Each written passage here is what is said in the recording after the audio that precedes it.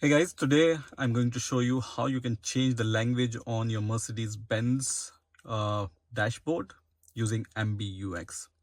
I'm on my Mercedes-Benz GLB, but this option is available on any other MBUX.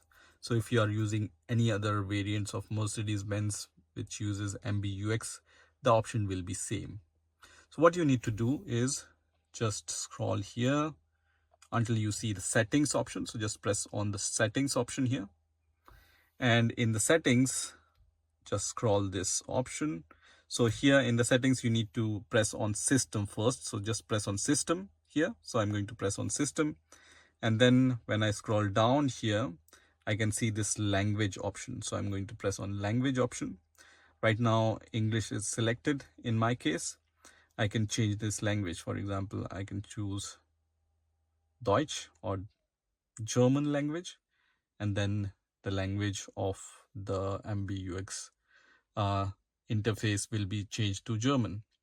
If I want to change it back to English, I can just change it back to English, and the language is changed again.